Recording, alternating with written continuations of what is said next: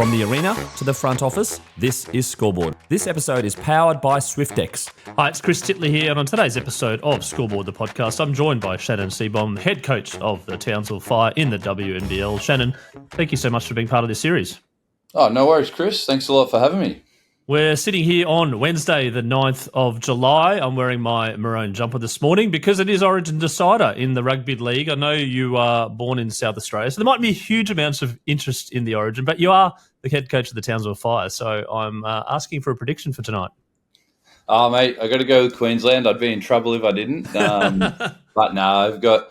I'm into it. My wife's from New South Wales, so she's a Blues supporter, and I've actually got some family up here at the moment, so they're all Blues. So I'll be me and my 6-month-old son are the only two Queenslanders in the house. So it's it's us against the world today. But I reckon Queensland will get it done. Yes, I hope so. We'll see. We'll see if this podcast ages well.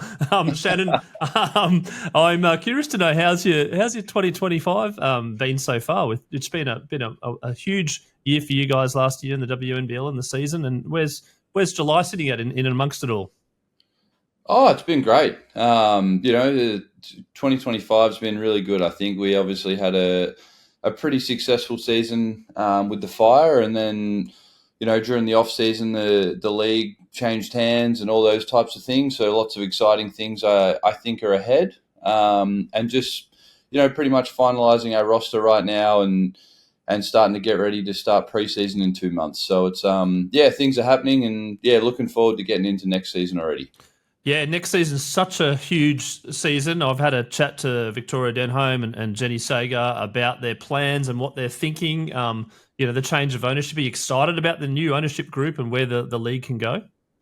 Yeah, absolutely. I think it's it's a breath of fresh air, and I'm really interested to see, I guess, the direction that they're looking to take us and what their overall vision is going to be, and just where the league can get to. I think you look at the NBL.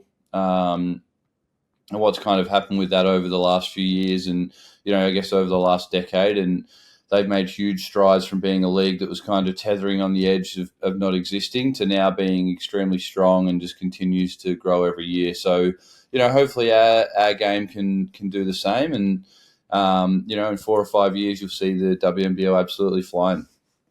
Take us back to 2014, I think was your first year in the WNBL. Do you want to talk about that, the moment you started coaching your first game with the Flames, and then where the league was then and where the league is now? Oh, yeah. Well, I definitely know the salaries have changed, and they're going up, which is great. Look, I mean, I was 27, I think, 26 or 27, I think, when I started coaching the Flames. So obviously, it's unusual, I suppose, to be a head coach at that age. So I was definitely, I didn't know what I didn't know. So went in full of confidence and enthusiasm and all those things, and had a good first year there. And then that's obviously over time sort of grown, and I've learned a lot along the way. And found myself in Townsville for the last 6 years, and I've loved every minute of it. And in terms of what you've built at Townsville, again, you've won a championship, you've made the finals, and you've been coach of the year, etc. When you came to Townsville in 2019 and 2020 season, what was it like then? And I suppose looking back and reflecting and pausing now on what you've achieved, what do you think you've achieved, and also the next chapter? Yeah, look, I mean, when I coming into Townsville, I knew it was a club that had a lot of success, the 5 or 6 years previous to me getting there. And, I was aware of the strong, passionate supporter base that they had here. I guess for me, coming in, I was coming in right on the end of the Susie Bakovic era. So Susie had just retired from playing. And I sort of came in and was the first team post Susie, and we didn't have a great season, and honestly, probably same thing. I didn't probably fully understand the importance of building a strong culture and having a really strong set of values that the team were about, and being able to, I guess, maybe like hold players a bit more accountable to standards and things as well was a little bit new to me. I was probably 30 at the time, I think, something like that, or 31, whatever it was. And yeah, probably just thought the game was a bit more about the X's and O's, and realised really quickly that probably wasn't the case. So, I think sort of the last 5 years since, we've sort of put a real emphasis on culture and character of people. We have a strong set of core values now that we kind of stick to and we recruit to every year. And I think that's really allowed me to have a very clear roadmap every year as to what we want to do with the team and what direction we want to go. And also it's sort of molded a little bit, I think, of that identity of how we play. And, the people of Townsville are a big reason for why I went that way. And I want them to see a team play every week that plays hard and plays the right way and share the ball. And you can really see that team spirit and commitment to the city of Townsville out there on the court. And, I think that's really paved the way for us to build some sustainable success. There's a lot to unpack there. I'm going to start with the first thing about the values and the principles. Did you 2019, 2020, did you come in with a 5-year plan or a 3-year plan or a 1-year plan? How did you kind of frame it at the start? Yeah, look, I mean, obviously I had a vision in terms of what we wanted to do. But again, to be honest with you, it was probably 80% how we wanted the team to play and the style of play, so to speak. That was a pretty big thing in basketball, and probably 20% culture. And honestly, now it's probably 50-50 and maybe even 55-45 or 60-40. And it's culture first. The basketball stuff is secondary. And even just my day to day with the team, I think, has changed. Like, my assistant coaches do a lot more of the skill development and things like that, and working with the players and everything. And obviously I still do a lot of coaching, but a lot more of it now is just the discussions I have with players before and after practice, and trying to build relationships with people, and and obviously working with the team overall in terms of like reminding them on the daily basis how important it is that we come and train hard, and we are relentless every game, and we are professional in our approach, and all of those things. It's probably really transitioned to more of that than even just the on-court X's and O's coaching. Yeah, I'm also curious to know where winning is in all of that. Obviously, winning is important, and getting things on the scoreboard from a public facing point of view is important from a bandwagon and a fan point of view. But where's winning in terms of winning games on your ledger of importance? Yeah, it's not lost on me the importance of, as a professional outfit, winning games. But to be honest with you, that's just the result of the process now. I think my first year here, like, we didn't win a lot, and it was very, it was very draining, to be honest. Like, just wasn't a good feeling. It's never a good feeling losing games. I don't think anyone feels good losing a game, but honestly, now I think it's just more understanding of the process that goes into that.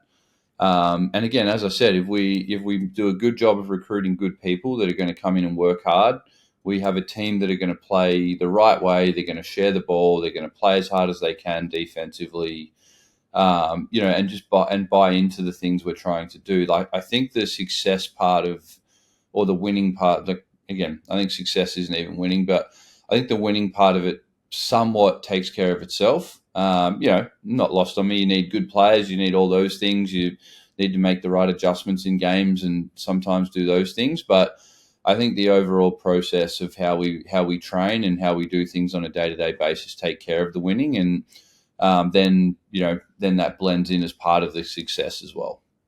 Shannon, you mentioned the style of basketball early. I'm curious to know how you describe your own team's style of basketball, and has that changed with various rosters? Yeah, you always make some adjustment, I think, depending on who your players are. Like, we always try and put our best players in, or our best players in the position to succeed, and put the right people, around them that can help the team to achieve what it's trying to achieve. I think. I don't know. I guess some people would describe our style of play as A to B to C, or some people may think we're boring or we play slow. I don't really know, but I think we play a brand of basketball where we try and share the ball. We try and make the right decision all the time. We probably over the last year was probably different, but I'd say 3 years before last season, we played quite slow. We played a slow pace. We tried to, really dominate in the half court and, try and get good shots. And as I said, share the ball, find the right person when they're open. And then I think last year, probably midway through the season, we really made a shift in how we played. We played a lot faster. We tried to get out and transition more and score quickly. We played out of, I guess a lot more early ball screens and things like that, where we're trying to get the defense off balance quickly and then find the right advantage and find the right shot from there. But so we probably had a bit more of a blend of when to play quick and when to play slow versus other seasons. And then this year, I guess we'll see. We've got a fairly similar team, but we've brought in a couple of, well, at least we've added one, really high-level scorer to our team, and I think that's going to mean we need to pick the pace up a little bit. It's going to be exciting. It's going to be hopefully a slightly different brand of basketball from the Townsville Fire this year, and I guess we'll see how we go. I've chatted to a couple of coaches on the podcast, John Buchanan, Scott Roth, Sandy Brondello, etc., and they talk about the roles of each individual players in the team and getting that right. How have you focused on that from the starting five to the bench players to the person that wants to be on the bench or wants to get on the court to the person that wants to start? How do you balance all that? Yeah, that's I guess that's the key, isn't it? Like you sign this team of players and then you've got to try and help each individual find a role within that's going to allow not just them to be successful, but them to come in and help the team be successful. And I think the teams that can balance that out the best are usually the ones that come out on top. And I think you often see in sport there's that champion team or team of champions. And I think the amount of times I've seen, not just in basketball, but football, cricket, everything, netball, like it's not always the team of the superstar team that gets it done. It's the team that have the right balance. And, we always try and do that where we may have two or three players that are your quote unquote go-to players or superstars. And then it's about putting the right people with them and making sure you balance out. Do we have players that can play, that can defend, players that can make shots to spread the floor for some of these players to go to work? Do we have size? Do we have rebounding? And then it's, in our preseason, we have a lot of discussions with our players about what their role is. Obviously, in recruiting, the same thing.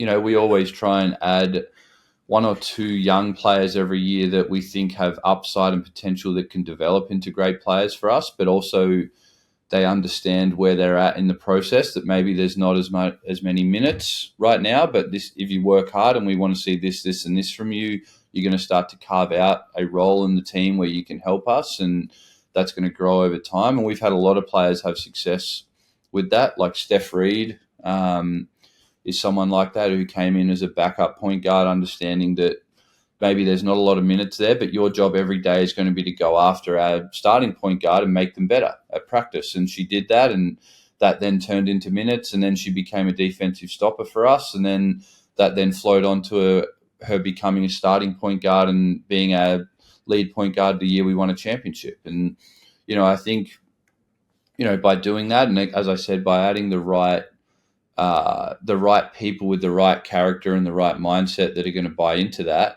and that want to put the work in, I think that's been part of why we've been able to have a lot of, I guess, players that have flown under the radar maybe for other teams come in and have success here and then go on to representing Australia and playing overseas and doing a lot of things like that. You touched on the word character then. When you look for someone to recruit, obviously character and person plays into that. What sort of characteristics do you look for in an emerging basketball player? Yeah, look, I guess it starts with if I were to ask somebody about you, what would they tell me? And if they're not telling me that they're a kind person, a good teammate, a hard worker, then we're probably not going any further than that, to be honest. They're the things that we really want to know about people. And I think, as I said, I think if you can get people like that, you're going to have a good chance to have a harmonious team. If you have a harmonious team, they're going to enjoy being around each other. If they enjoy being around each other, then they're going to like playing together. If they like playing together, then they're going to go out and play at the level of intensity and with the toughness and play as hard as they can for each other. And then I think that's when you've got a chance to actually do something. So if you combine that with, talent, then I think you've got a winning recipe. And that's probably, it's not rocket science. I don't think it's just that simple thing. If I were to call up another coach or another person that played with one of those players, what are they going to tell me about them? And if it doesn't start with, they were a great teammate or a great person or a hard worker, then I don't think, I don't think it's going to pan out. That's a really interesting point about external validation. It's almost like a reference check on a CV. Yeah, absolutely. That's right. That's right. So, and I think, and that's usually the thing in basketball is most people, and probably in outside of basketball and work life as well, and all those things like, you speak to people and most people aren't going to put their reputation on the line for someone if they don't believe in them. And, obviously I speak to all the players as well and get a bit of a gut feel. And I think that's maybe that's not always the right way to go, but I trust my gut pretty heavily. I think you talk to someone, you usually can get a good feel for what they're going to be like. And, if I feel good about that and I feel like they are going to come in and fit into what we're trying to do and they tick the boxes in terms of our values and our culture and the role we want them to play and those things, then I think it's, it's usually panned out pretty well. You touched on the word trust there just for a second, trusting you as the coach, trusting the process, trusting the style, and then the players as teammates trusting each other. How do you manage that? How do you get that in the mold as well? Yeah, well, I think, as I said, I think for me, building the trust with the player, it comes back to that relationship piece. And, as I said, I speak to every player that we recruit in that process. I think one big thing with trust is being really honest. And I'm always very honest with them about where they're at, where they would be within our team, what things they need to work on as well. So I try and be very honest with that. And then I think it's just, as I said, I when they come into our team, I really try and make an effort to build a connection. And that's a thing that's done, not just once or catching up with them once and every now and then, but it's talking to them every day. And I really try and have a touch point with every player on our roster every single day. And it might be as simple as, like a high five after practice and telling them they did a good job, or telling them, hey, I know we spoke about this last week and I noticed you trying to do a better job of that, or, hey, I really liked when you did this today. So just trying to have those touch points and build that connection. And, I think the other side of it for that, on their side, is them, having confidence in my ability as the coach. They believe that connection is genuine. And I think when those things happen, then you can do that. And then I think in terms of with the team, we're very fortunate up here in Townsville. We have a really good relationship with the Army. And so every season we kind of work with them. They obviously are experts when it comes to team building and, those types of things. And we do a lot of work with them where our players will actually go onto the Army base and be put through and we always do something different. One year we did abseiling off of Mount Stewart here in Townsville, which basically put them on the side of a cliff, and they had to do that. And that was everyone in the team did it. They supported each other. Some girls did it really easily, and other girls were bawling their eyes out. And, then it just, as a team, I think you come together, you support that person, you help them get through that difficult time or face their fears or whatever it may be. And it just builds that connection even greater. And we kind of get a chance to do some things like that. And then, then we're very fortunate too to have a very good leadership group here in Townsville usually. And, they kind of help to build that connection through the preseason. And then obviously once the games start and, I'm from the Empire State. It's been it's been something that has really helped, I think, us to build strong teams over time. And Shannon, the coach-player relationship, you want to trust them, you want to know them as people, you want to become friends with them. Is there a bit of a grey area sometimes when you're actually really quite close to this group and maybe you have to deliver some bad news or be a little bit empathetic, I suppose, to some instances? Yeah, absolutely. And I think that's that's the hardest thing of being a coach, I think, is the difficult, and probably any management position or anything, is those difficult conversations. And again, I think they're never easy. I don't think, like, whether you like the person, don't like the person, any time, I think it's not easy. But as I said, I think if you have that connection with that person and there's at least that mutual respect or trust there, like when you do have to tell them something difficult, and it might be having to cut a player, it might be having to tell a player that they're going to be coming off the bench, whatever it is. But I think if they, it's not easy for them to hear, but I think if you're honest and direct with them and they know that as much as they don't like it, they genuinely know that you do care about them and you've got the team's best interest at heart, I think they can accept it, and usually can accept it with grace. Shannon, I'm curious to know about the emotions as a coach during a game or a final series or a big moment within the game. How do you go about sort of potentially keeping calm and things may not go your way and really sort of showing that through to the team that you got to keep going. There's some moments that don't go your way, but you got to keep your chin up and keep going forward.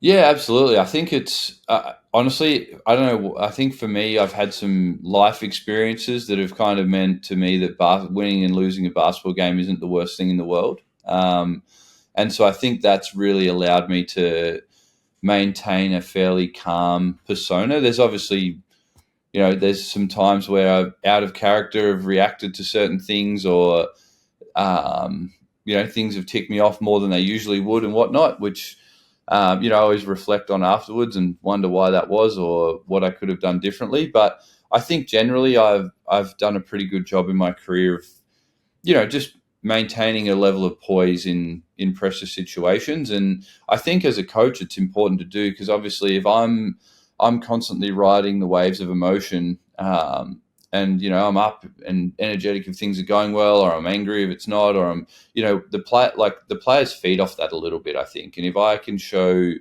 a level of calm and poise in those situations, I think it can flow through to the team. And if the players aren't, same thing, they're not going like this, and we can just remain steady, I think we've got a better chance of getting a good outcome. So, I've definitely have had my moments, but I think overall, I think that level of calm and poise and not reacting to a referee's call or reacting to a mistake that a player's made or, a scoring run of the other team. I think if you can go into your timeouts and be calm and clear and direct with the players about what they need to do, I think it gives them a level of confidence and they can go out and get it done. Do you love and thrive on the big moments, the exciting moments? I think everybody does. It's, I guess going into games, you have those games where it's a close game and you hit a big shot and you get a win and all those things. I think, you'd much prefer to go in and win by 15 every game. But no, I think I think those are the moments, honestly, in seasons you have those where, and we've had seasons like that where, you win or lose like a close game, and it kind of can be a really powerful thing in your season. Like it's either, like we've had a year where we lost a game by 30, and kind of that loss galvanized the team, and then we won 16 games in a row and won the championship. And we've had another season where we lost 2 games in the same weekend by a point. One was in overtime, one in regulation, and we missed the finals. And it was sort of like a tipping point for us where we probably win those 2 games. We go on and maybe win another championship, and we lose both, and we end up, losing a few more and then dropping out of the playoffs. So, I think those moments are pivotal in seasons, and they're always exciting to be a part of, and you always want to come out on the right side of it. But it's, I think that's why people love sport, right? You never know what's going to happen, and you win some games by a lot, you lose by a lot, and then you have close games. And I think for the fans and for us as coaches and for the players as well, it's the competition and going out there and doing your best to try and get the result you want in those moments, and using that to spur yourself on. And reflecting on last year's performance, obviously not getting the trophy, but getting to the final, how do you position the players there? There would have been some deep sadness after the final series, but at the same point in time, you made the finals, and then to pick them up this year and go, right, we're going again, and let's taste victory this year. How do you kind of pick them up a little bit from that? Yeah, well, I think to be honest, for me, it's last year was awesome.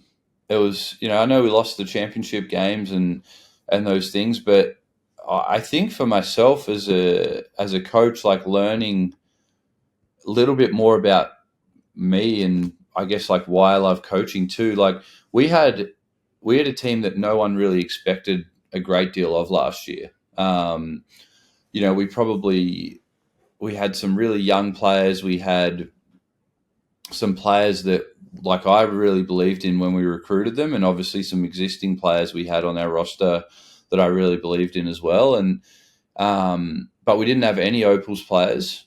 We had an import that we'd signed who got injured before the season, so didn't arrive, and then we had a player that we signed in their place who probably just didn't quite fit our team. And it honestly, like we had this great year and we had a lot of success. We saw a lot of development out of our players, and we lost the championship. And to be honest, 3 days after that realized that, for myself, like whether we'd won or lost, I actually had felt the same, because 2 years prior we won the championship, and I can remember how amazing it was at the time. We won the game, so happy, lift the trophy, all of those things. We had a parade in Townsville. That all finished. All the players left Townsville, and and then you're like, oh, okay, cool, that was good. Now I'm going to get on to recruiting the next team and getting ready for next year and all those things. And this year when we lost, we were disappointed. After the game, I was like, oh, that sucks. Whatever. 3 days later, the players left Townsville. And I'm sitting there and I'm like, I'm going to recruit the team. I'm going to get ready for next year. How cool is this? Like, honestly, I think like apart from that, like initial rush of like winning the trophy, I realized that the main thing that I loved was from both of those years was how awesome it was to go to practice every day, how awesome it was to be around people that you genuinely enjoy being around and you love coaching, and you feel so motivated to help them to achieve the success they're trying to achieve individually and as a team. And I think it just showed me that, like, honestly, like winning the championship obviously is something we strive to do. But I think if success for us is like having great people, turning up every day and working as hard as we can and just trying to be the best that we can. And I think if we've done those three things, some years you're going to win a championship, some years you're not. But I think the enjoyment level and the satisfaction is the same if you can tick those boxes. So, yeah, honestly, it was it was an amazing year. And I'm super excited to have the 6 of those players back this year, and the people we've added for next season. I'm really excited to coach, and I can't wait to get into it and see what this year is going to bring and what we can do. Shannon, I sense a lot of positive energy from you, and where does fun come into it? Are you a fun coach? Do the players think you're fun, or you crack the odd joke every now and then, or are you a pretty serious sort of guy? No, look, we try and keep it pretty fun. Like, as I said, I've got a very good, unique perspective on life and on sport and all those things, and I know how quickly that can kind of all be taken away. So I think, it is serious business, and as I said, we're striving to be a great club and a successful team and all of those things, and we want to work hard. And I think we have a good blend of when's the time to be serious and knuckle down, and then also when's the time to have fun.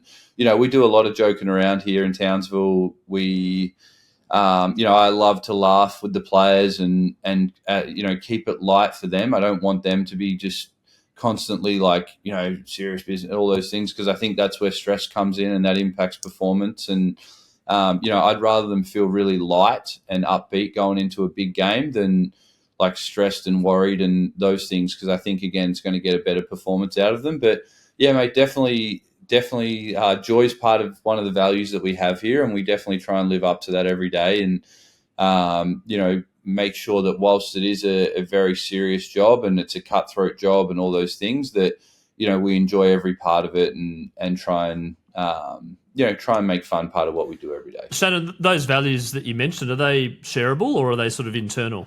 Yeah, no, definitely. So one of them is relentless effort.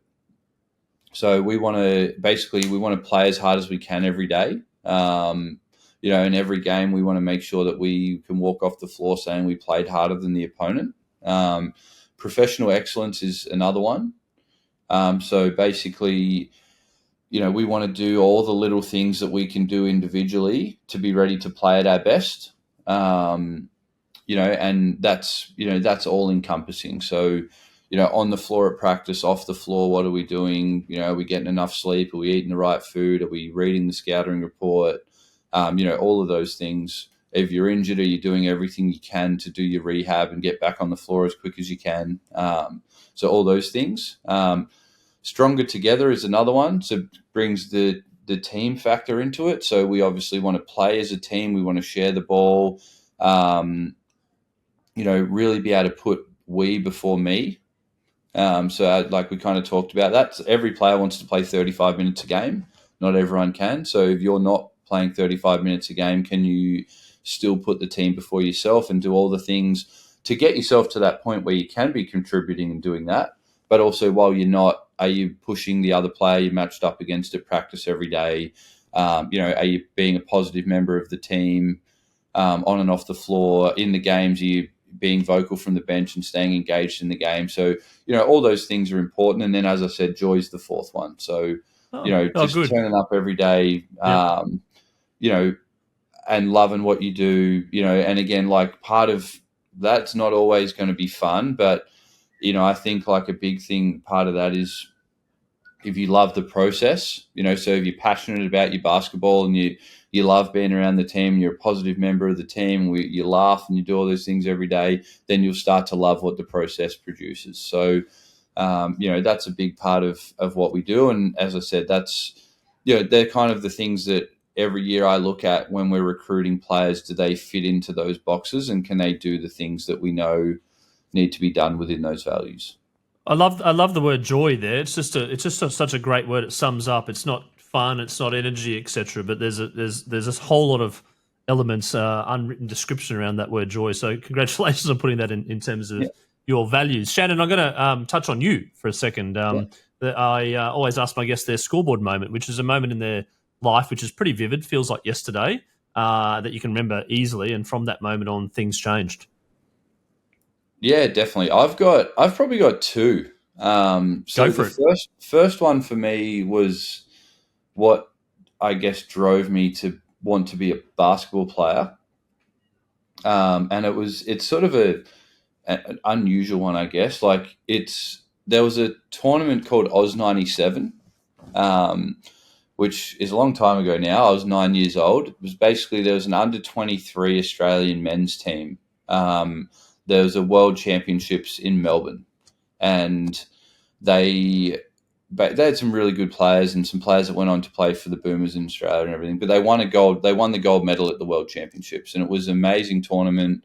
Sam McKinnon was one of the best players. Chris Anstey was another one. Simon Dwight.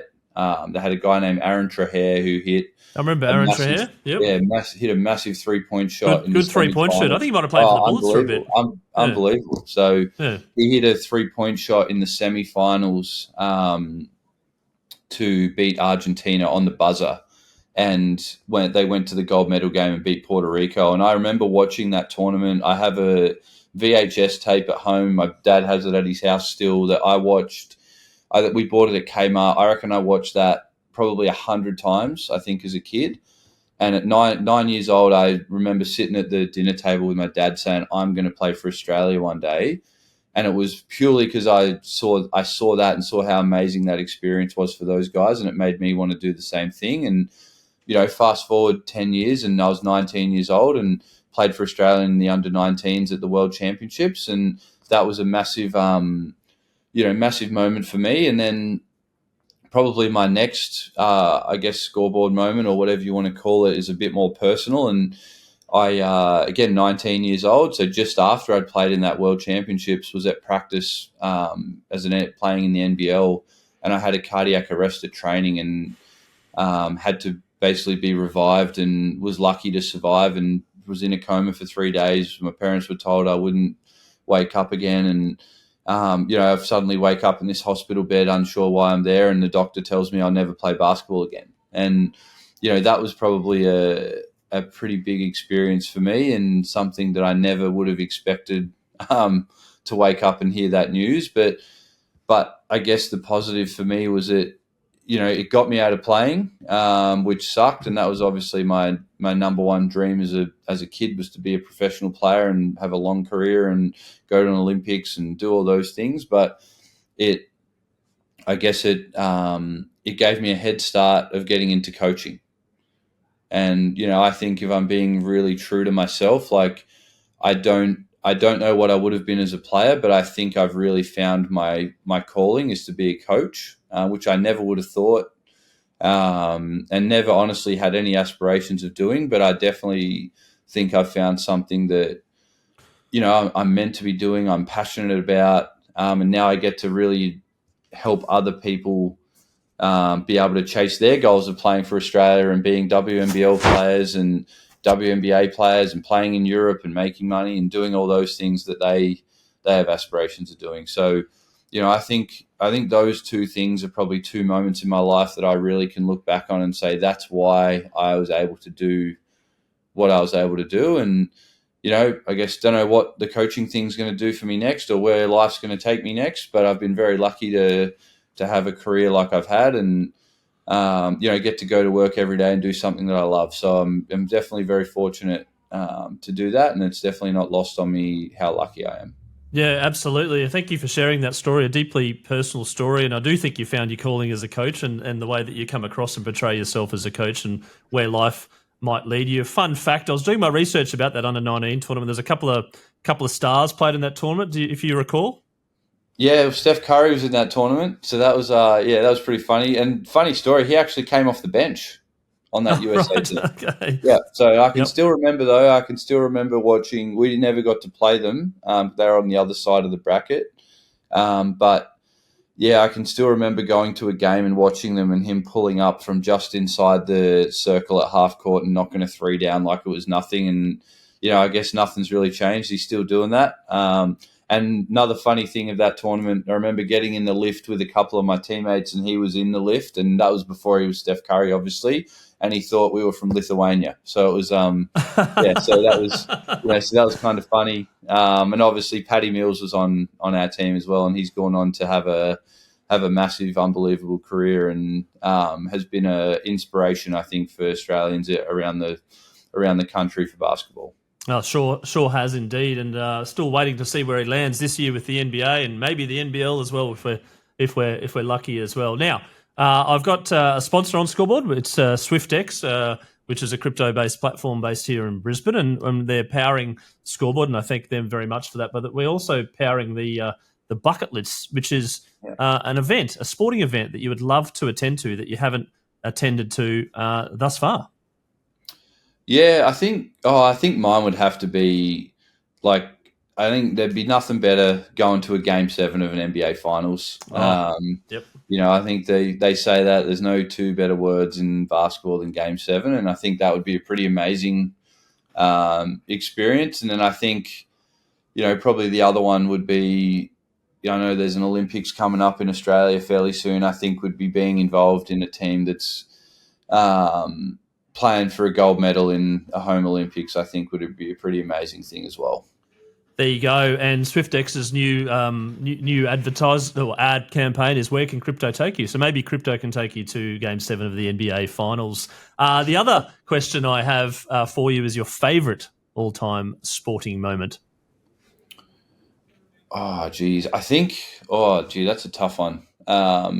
Honestly, I think my favorite all-time sporting moment, and it's a long time ago now, but and there's been that documentary that came out during COVID as well about the Chicago Bulls. The Last Dance. Yep. But I think that honestly, like as a kid, and again, Kmart used to have every time the Bulls would win a championship, they'd make these videos and they'd sell them at Kmart. And I honestly think obviously NBA wasn't covered in Australia very much when I was a kid. It's obviously not like now where you can just log on and watch every game. But I think Michael Jordan's last shot in Utah in Game 6 in the 98 finals, his last shot ever as a Chicago Bull, and obviously the career he had, and, everyone loves Michael Jordan and he's an icon and all those things. But I just can't imagine anyone ending a career like that with the shot that seals the championship in the way he did it. Just amazing. So I think that's probably my all-time favorite moment. And I know he came back and played for the Wizards, but I don't really count that. I just think it's kind of poetic, I think, to go have a career that like his that ends being that clutch player that delivers time and time again, and to do it in that fashion is just amazing. Now, if I mimic a Michael Jordan action here, will you be able to guess what happened in the game? Let's give it a go. What do you reckon? Let's see. Oh, yeah, the 6 threes and a half against the Blazers. Yeah. I reckon as a kid I watched that about 100,000 times on the VHS from Kmart too. Yeah. I actually watched it again on the YouTube. The YouTube's a bit grainy. My kids look at it and go, that's from the olden days. I was like... Yeah, I think that too when I see clips. I'm like, is that what it looked like when we watched it? Because I'm like, I never remember it being like that, but I guess we didn't have 4K and all that stuff, so... Yeah. And then also my kids go, 6 threes, that's not much. How the game has changed. Shannon Seebohm, thank you for sharing your story on Scoreboard, the podcast today, and really enjoyed this chat around your philosophy, your values, your principles, and all the stories that you bring to coaching the Townsville Fire. I wish you all the best for the upcoming season, an exciting season that is under the new ownership group, a new CEO, and a new logo as well. And some new team names, etc. It's very, very exciting. I look forward to following the progress and supporting where I can. Oh, no worries, Chris. And thanks so much again for covering the game. And I've loved talking to you today. It's been great.